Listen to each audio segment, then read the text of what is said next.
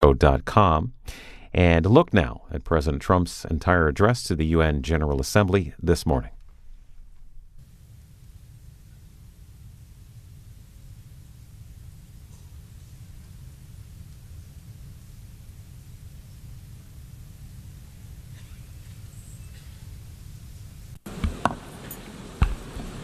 The Assembly will hear an address by His Excellency Donald Trump, President of the United States of America.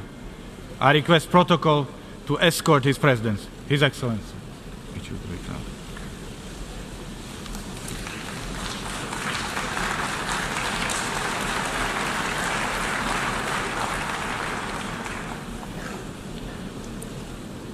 On behalf of the General Assembly, I have the honor to welcome to the United Nations His Excellency Donald Trump, President of the United States of America, and to invite him to address the Assembly.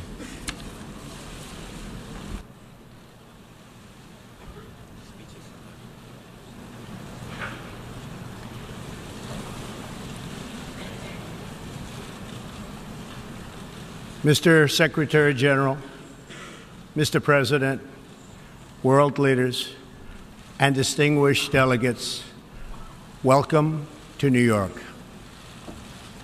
It is a profound honor to stand here in my home city as a representative of the American people to address the people of the world. As millions of our citizens continue to suffer the effects of the devastating hurricanes that have struck our country, I want to begin by expressing my appreciation to every leader in this room who has offered assistance and aid. The American people are strong and resilient, and they will emerge from these hardships more determined than ever before. Fortunately, the United States has done very well since Election Day last November 8th. The stock market is at an all-time high, a record. Unemployment is at its lowest level in 16 years, and because of our regulatory and other reforms, we have more people working in the United States today than ever before. Companies are moving back, creating job growth the likes of which our country has not seen in a very long time, and it has just been announced that we will be spending almost $700 billion on our military and defense. Our military will soon be the strongest it has ever been. For more than 70 years, in times of war and peace, the leaders of nations, movements, and religions have stood before this assembly.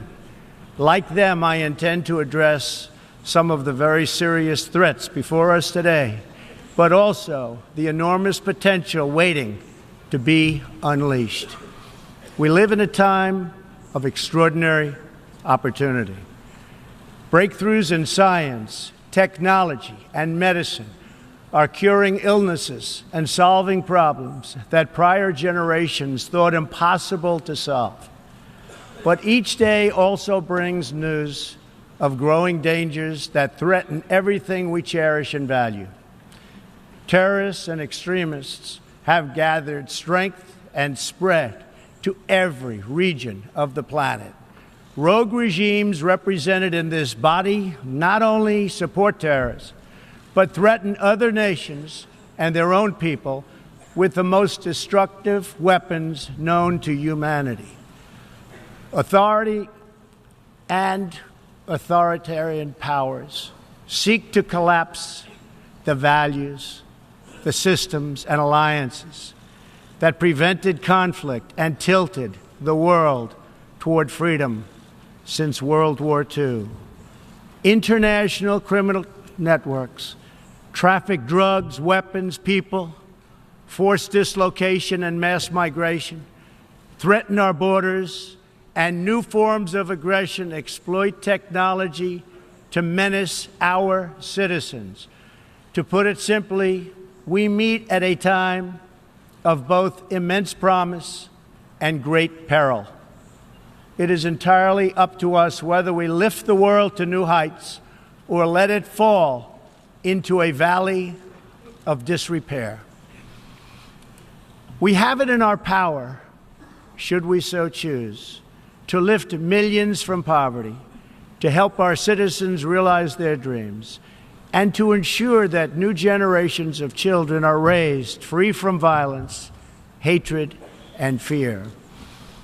This institution was founded in the aftermath of 2 world wars to help shape this better future.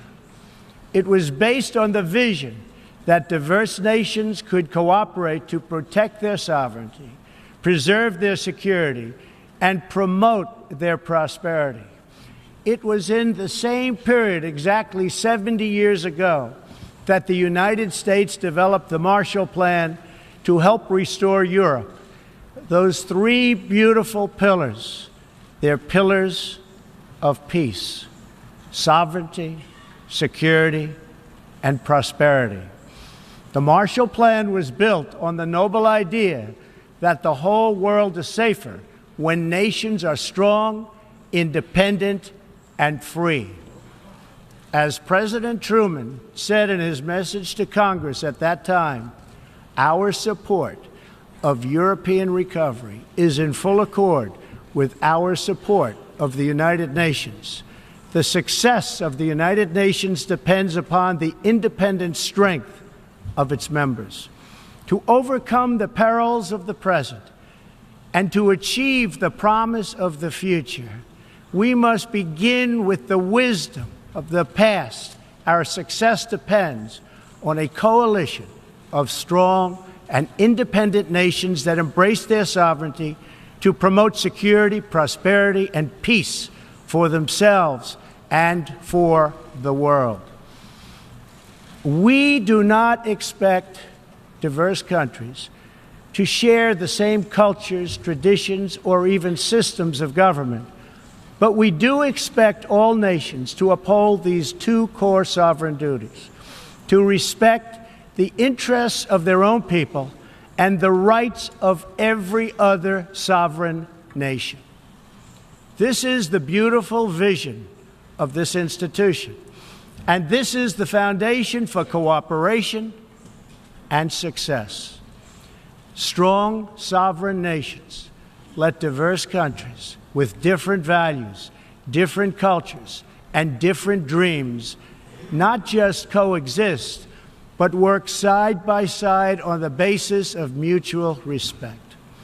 Strong sovereign nations let their people take ownership of the future and control their own destiny. And strong sovereign nations allow individuals to flourish in the fullness of the life intended by God. In America, we do not seek to impose our way of life on anyone, but rather to let it shine as an example for everyone to watch. This week gives our country a special reason to take pride in that example. We are celebrating the 230th anniversary of our beloved Constitution, the oldest Constitution still in use in the world today.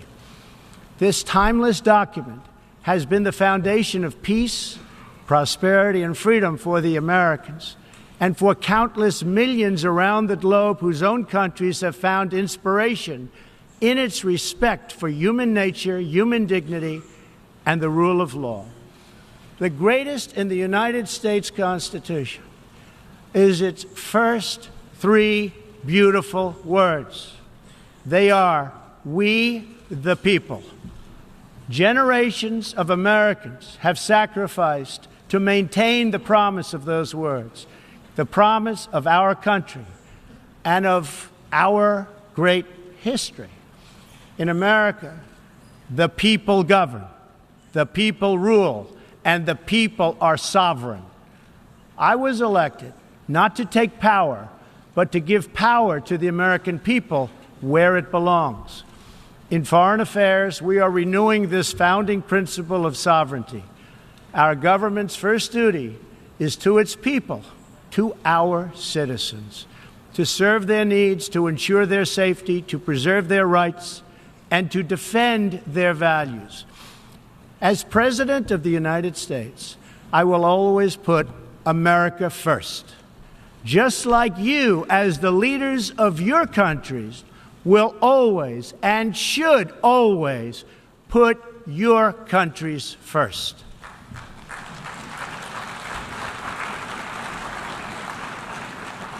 All responsible leaders have an obligation to serve their own citizens, and the nation-state remains the best vehicle for elevating the human condition.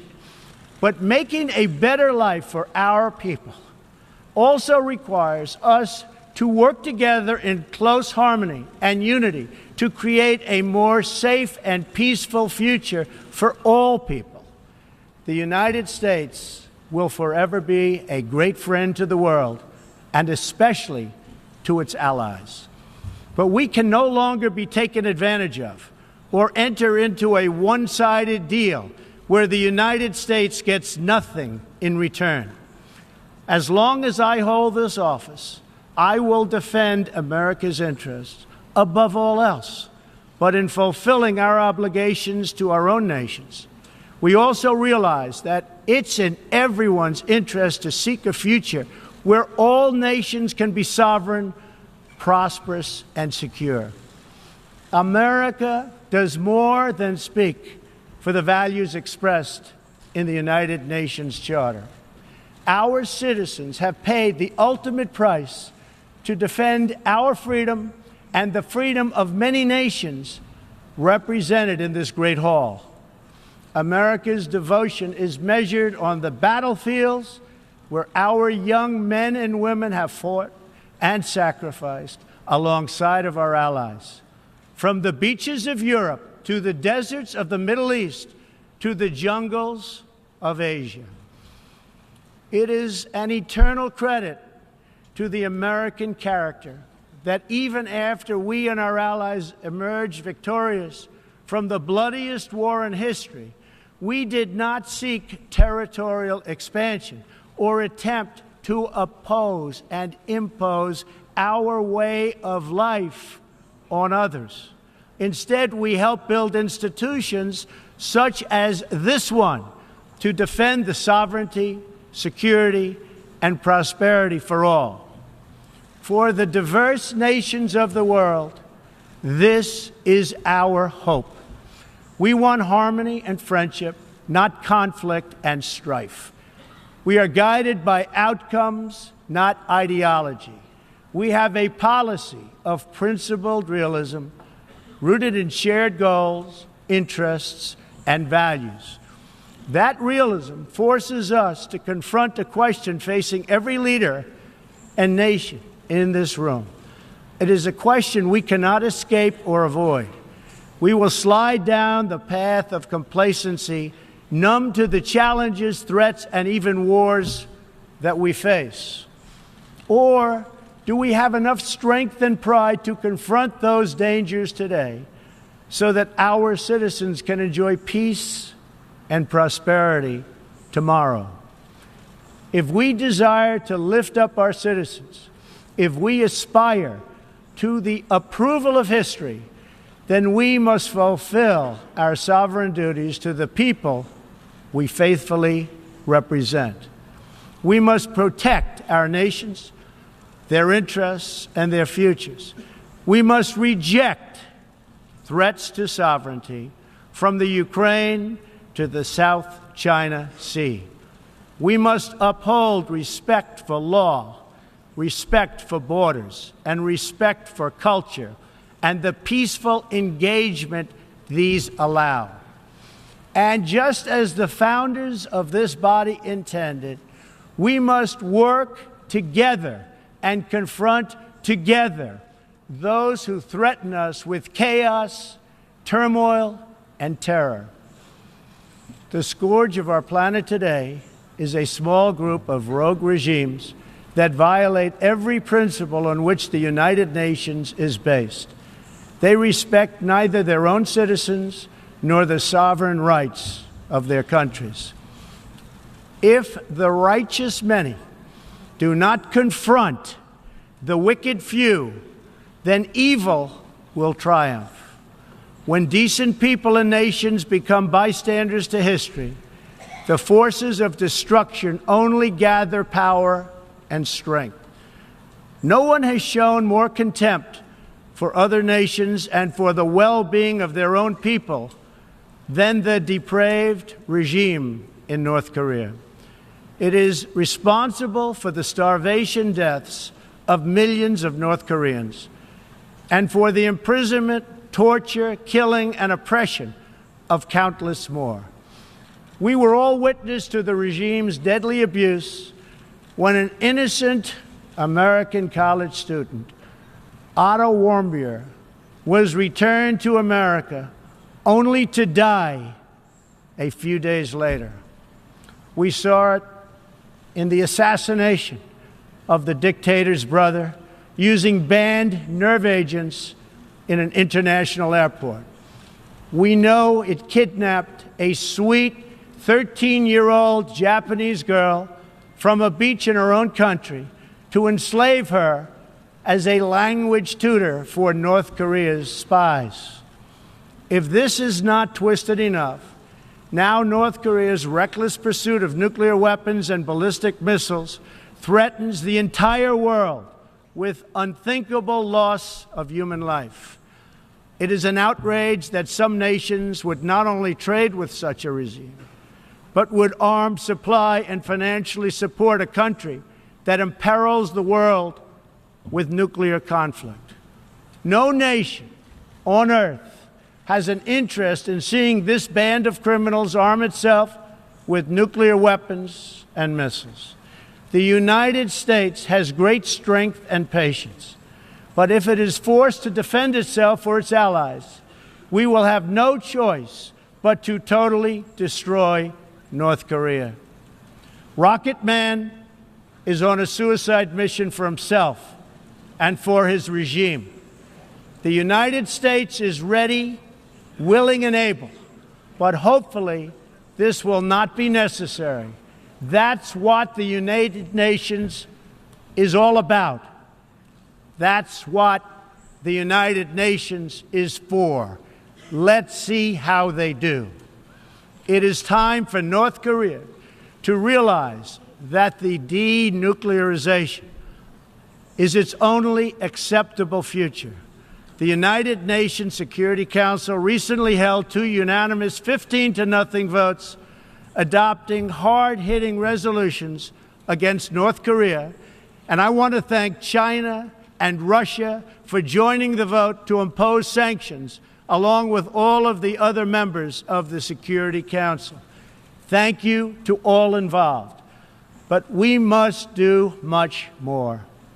It is time for all nations to work together to isolate the Kim regime until it ceases its hostile behavior. We face this decision not only in North Korea. It is far past time for the nations of the world to confront another reckless regime, one that speaks openly of mass murder, vowing death to America, destruction to Israel, and ruin for many leaders and nations in this room. The Iranian government masks a corrupt dictatorship behind the false guise of a democracy. It has turned a wealthy country with a rich history and culture into an economically depleted rogue state whose chief exports are violence, bloodshed, and chaos. The longest suffering victims of Iran's leaders are, in fact, its own people. Rather than use its resources to improve Iranian lives, its oil profits go to fund Hezbollah and other terrorists that kill innocent Muslims and attack their peaceful Arab and Israeli neighbors. This wealth, which rightly belongs to Iran's people, also goes to shore up Bashar al-Assad's dictatorship, fuel Yemen's civil war, and undermine peace throughout the entire Middle East. We cannot let a murderous regime continue these destabilizing activities while building dangerous missiles, and we cannot abide by an agreement if it provides cover for the eventual construction of a nuclear program.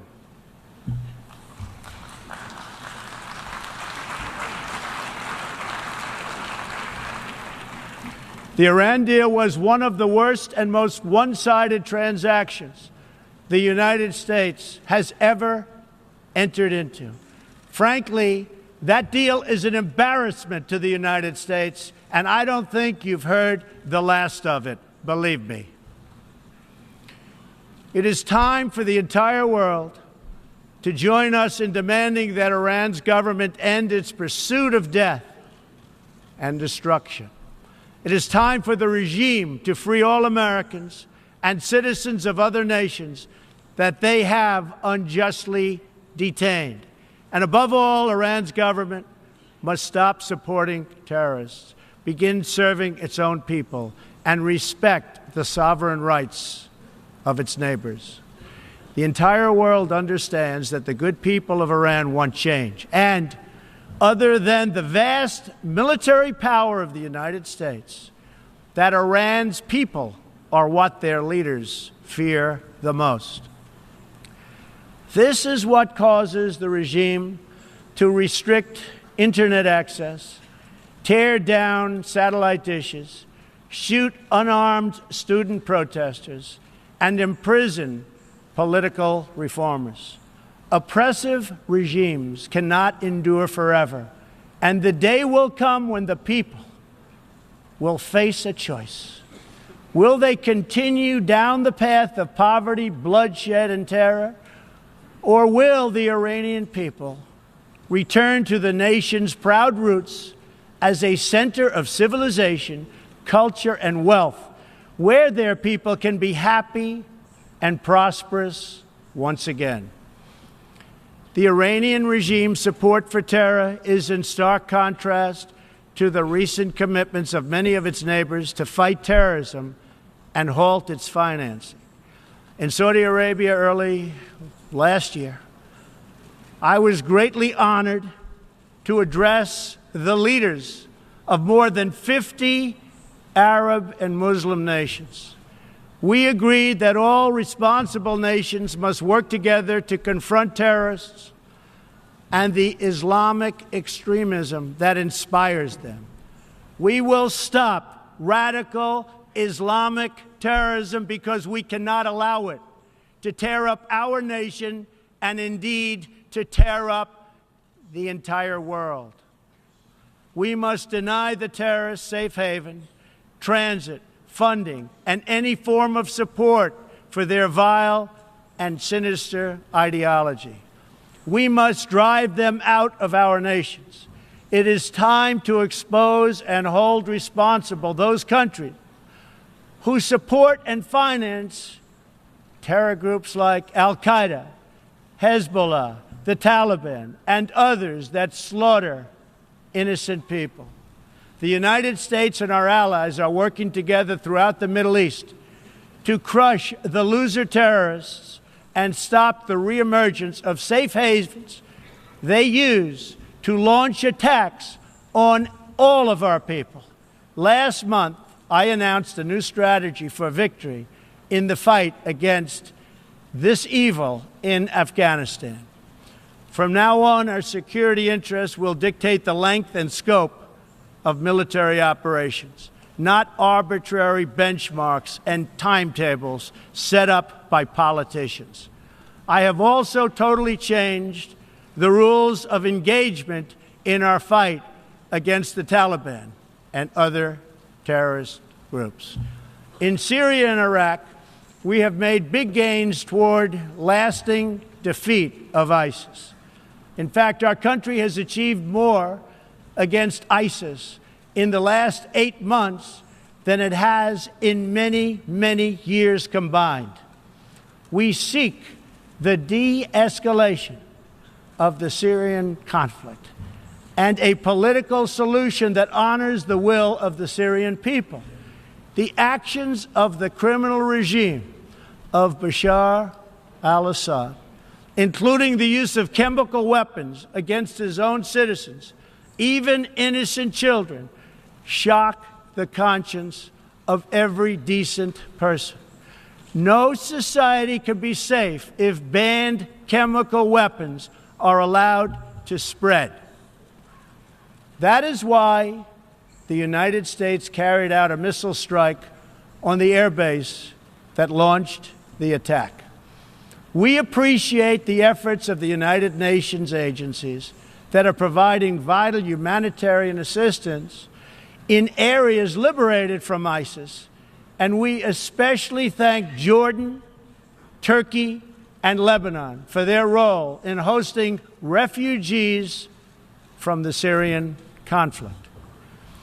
The United States is a compassionate nation and has spent billions and billions of dollars in helping to support this effort. We seek an approach to refugee resettlement that is designed to help these horribly treated people and which enables their eventual return to their home countries to be part of the rebuilding process. For the cost of resettling one refugee in the United States, we can assist more than 10 in their home region. Out of the goodness of our hearts, we offer financial assistance to hosting countries in the region, and we support recent agreements of the G20 nations that will seek to host refugees as close to their home countries as possible. This is the safe, responsible, and humanitarian approach. For decades, the United States has dealt with migration challenges here in the Western Hemisphere.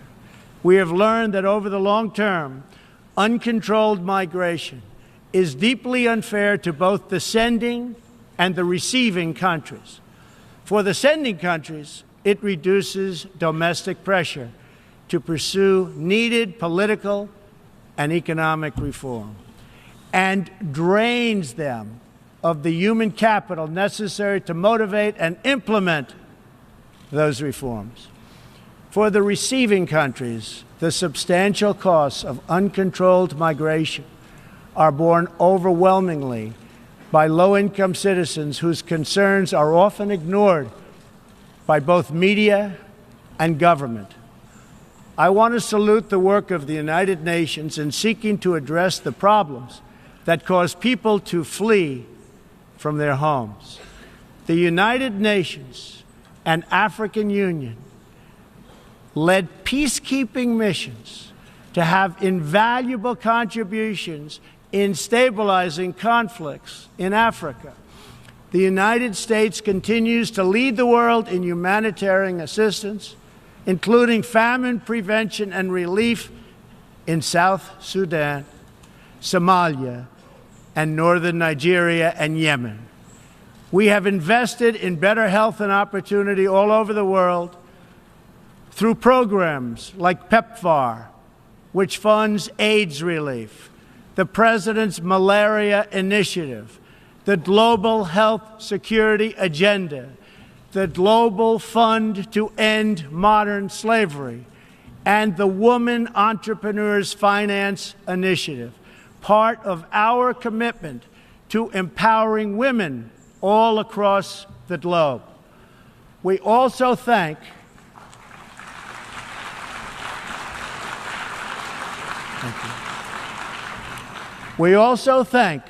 the Secretary General for recognizing that the United Nations must reform if it is to be an effective partner in confronting threats to sovereignty, security, and prosperity.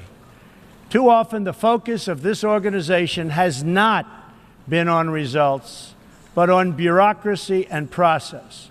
In some cases, states that seek to subvert this institution's noble aims have hijacked the very systems that are supposed to advance them. For example, it is a massive source of embarrassment to the United Nations that some governments with egregious human rights records sit on the UN Human Rights Council. The United States is one out of 193 countries in the United Nations, and yet we pay 22% of the entire budget and more. In fact, we pay far more than anybody realizes. The United States bears an unfair cost burden, but to be fair, if it could actually accomplish all of its stated goals, especially the goal of peace, this investment would easily be well worth it. Major portions of the world are in conflict, and some, in fact, are going to hell. But the powerful people in this room, under the guidance and auspices of the United Nations, can solve many of these vicious and complex problems. The American people hope that one day soon the United Nations can be a much more accountable and effective advocate for human dignity and freedom around the world. In the meantime, we believe that no nation should have to bear a disproportionate share of the burden, militarily or financially. Nations of the world must take a greater role in promoting secure and prosperous societies in their own regions. That is why in the Western Hemisphere, the United States has stood against the corrupt, destabilizing regime in Cuba and embraced the enduring dream of the Cuban people to live in freedom. My administration recently announced that we will not lift sanctions on the Cuban government until it makes fundamental reforms. We have also imposed tough, calibrated sanctions on the socialist Maduro regime in Venezuela, which has brought a once thriving nation to the brink of total collapse. The socialist dictatorship of Nicolas Maduro has inflicted terrible pain and suffering on the good people of that country. This corrupt regime destroyed a prosperous nation by imposing a failed ideology that has produced poverty and misery everywhere it has been tried. To make matters worse, Maduro has defied his own people, stealing power from their elected representatives to preserve his disastrous rule. The Venezuelan people are starving, and their country is collapsing. Their democratic institutions are being destroyed. This situation is completely unacceptable, and we cannot stand by and watch. As a responsible neighbor and friend, we and all others have a goal. That goal is to help them regain their freedom, recover their country, and restore their democracy. I would like to thank leaders in this room for condemning the regime and providing vital support to the Venezuelan people. The United States has taken important steps to hold the regime accountable. We are prepared to take further action if the government of Venezuela persists on its path to impose authoritarian rule on the Venezuelan people. We are fortunate to have incredibly strong and healthy trade relationships with many of the Latin American countries gathered here today. Our economic bond forms a critical foundation for advancing peace and prosperity for all of our people and all of our neighbors. I ask every country represented here today to be prepared to do more to address this very real crisis. We call for the full restoration of democracy and political freedoms in Venezuela.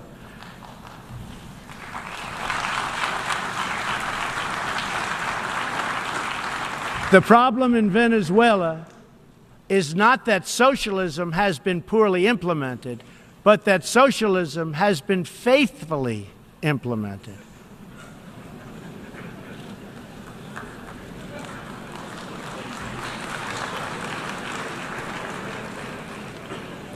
From the Soviet Union to Cuba to Venezuela, wherever true socialism or communism has been adopted, it has delivered anguish and devastation and failure. Those who preach the tenets of these discredited ideologies only contribute to the continued suffering of the people who live under these cruel systems. America stands with every person living under a brutal regime. Our respect for sovereignty is also a call for action. All people deserve a government that cares for their safety, their interests, and their well-being, including their prosperity. In America, we seek stronger ties of business and trade with all nations of goodwill. But this trade must be fair and it must be reciprocal. For too long, the American people were told that mammoth multinational trade deals, unaccountable international tribunals, and powerful global bureaucracies were the best way to promote their success. But as those promises flowed, millions of jobs vanished and thousands of factories disappeared. Others gamed the system and broke the rules. And our great middle class, once the bedrock of American prosperity, was forgotten and left behind. But they are forgotten no more, and they will never be forgotten again. While America will pursue cooperation and commerce with other nations, we are renewing our commitment to the first duty of every government, the duty of our citizens. This bond is the source of America's strength and that of every responsible nation represented here today. If this organization is to have any hope of successfully confronting the challenges before us, it will depend, as President Truman said some 70 years ago, on the independent strength of its members. If we are to embrace the opportunities of the future and overcome the present dangers together, there can be no substitute for strong, sovereign, and independent nations. Nations that are rooted in their histories and invested in their destinies. Nations that seek allies to befriend, not enemies to conquer. And most important of all, nations that are home to patriots, to men and women who are willing to sacrifice for their countries, their fellow citizens, and for all that is best in the human spirit. In remembering the great victory that led to this body's founding, we must never forget that those heroes who fought against evil also fought for the nations that they loved.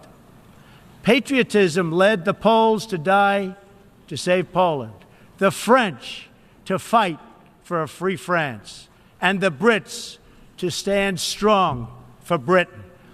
Today, if we do not invest ourselves, our hearts and our minds in our nations, if we will not build strong families, safe communities, and healthy societies for ourselves, no one can do it for us. We cannot wait for someone else, for faraway countries or far-off bureaucracies. We can't do it. We must solve our problems to build our prosperity, to secure our future, or we will build vulnerable to decay, domination, and defeat. The true question for the United Nations today, for people all over the world who hope for better lives for themselves and their children, is a basic one. Are we still patriots? Do we love our nations enough to protect their sovereignty and to take ownership of their futures? Do we revere them enough to defend their interests, preserve their cultures, and ensure a peaceful world for their citizens? One of the greatest American patriots, John Adams, wrote that the American Revolution was effected before the war commenced. The revolution was in the minds and hearts of the people. That was the moment when America awoke, when we looked around and understood that we were a nation. We realized who we were, what we valued, and what we would give our lives to defend. From its very first moments, the American story is the story of what is possible when people take ownership of their future. The United States of America has been among the greatest forces for good in the history of the world and the greatest defenders of sovereignty, security, and prosperity for all. Now we are calling for a great reawakening of nations, for the revival of their spirits, their pride, their people, and their patriotism. History is asking us whether we are up to the task. Our answer will be a renewal of will, a rediscovery of resolve, and a rebirth of devotion we need to defeat the enemies of humanity and unlock the potential of life itself. Our hope is a word and world of proud, independent nations that embrace their duties, seek friendship, respect others, and make common cause in the greatest shared interest of all, a future of dignity and peace for the people of this wonderful earth. This is the true vision of the United Nations, the ancient wish of every people, and the deepest yearning that lives inside every sacred soul. So let this be our mission, and let this be our message to the world. We will fight together, sacrifice together, and stand together for peace, for freedom, for justice, for family, for humanity, and for the Almighty God who made us all. Thank you. God bless you. God bless the nations of the world, and God bless the United States of America. Thank you very much.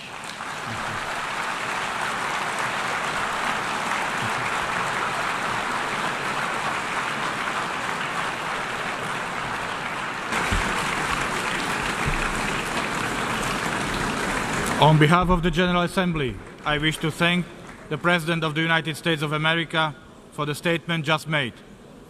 May I request representatives to remain seated while we greet the President, after which the meeting will stand suspended for 5 minutes before resuming to hear the next speaker.